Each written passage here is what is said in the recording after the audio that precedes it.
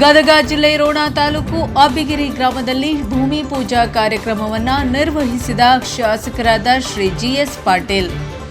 ಶ್ರೀ ಅನ್ನದಾನೇಶ್ವರ ಸಮುದಾಯ ಭವನ ಭೂಮಿ ಪೂಜಾ ಕಾರ್ಯಕ್ರಮದಲ್ಲಿ ದಿವ್ಯ ಸಾನ್ನಿಧ್ಯ ಮಹಾನಿರಂಜನ ಪ್ರಣವ ಸ್ವರೂಪಿ ಶ್ರೀ ಮುಪ್ಪಿನ ಬಸವಲಿಂಗ ಮಹಾಸ್ವಾಮಿಗಳು ಹಾಲಕೆರೆ ಸಾನ್ನಿಧ್ಯ ವಹಿಸಿದ್ದು, ಉದ್ಘಾಟಕರಾಗಿ ಶ್ರೀ ಜಿಎಸ್ ಪಾಟೀಲ್, ಮಾನ್ಯ ಶಾಸಕರು ರೋಣ ಹಾಗೂ ಅಧ್ಯಕ್ಷರು ಕರ್ನಾಟಕ ರಾಜ್ಯ ಖನಿಜ ಅಭಿವೃದ್ಧಿ ನಿಗಮ ಬೆಂಗಳೂರು.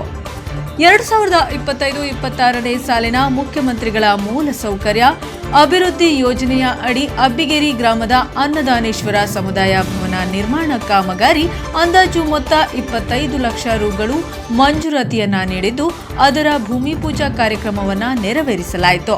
ಇನ್ನು ಈ ಸಂದರ್ಭದಲ್ಲಿ ಮಲ್ಲಿಕಾರ್ಜುನ್ ಎಂ ಕಲಶ್ಯಾನಿ, ಅಜ್ಜಪ್ಪ ಮಳಗಿ ಮತ್ತು ಮಂಜುನಾಥ್ ಅಂಗಡಿ, ಸುರೇಶ್ ಬಸಪ್ಪ ರೆಡ್ಡಿರ, ಬಸವರಾಜ ಪಲ್ಯಾದ, ಅಂದಪ್ಪ ವೀರಪುರ, ಬಾಬುಗೌಡ ಪಾಟೀಲ್ ಮತ್ತು ಬಸವರಾಜ್ ತಳವಾರ್, ಹನುಮಂತ ದೌಸಾಲ್ ಮತ್ತು ಲಲಿತಾ ಎಸ್ ರಾಥೋಡ್, ಜ್ಯೋತಿ ತೆಗ್ಗಿನಕೇರಿ, ಎಸ್ಎಚ್ ಸೋಂಪುರ ಹಾಗೂ ಶ್ರೀ ಅನ್ನದಾನೇಶ್ವರ ಮಠ ಅಬ್ಬಿಗೇರಿ ಗ್ರಾಮದ ಸಮಸ್ತ ಗುರು ಹಿರಿಯರು ಹಾಗೂ ಭಕ್ತವೃಂದ ಈ ಸಂದರ್ಭದಲ್ಲಿ ಉಪಸ್ಥಿತರಿದ್ದರು.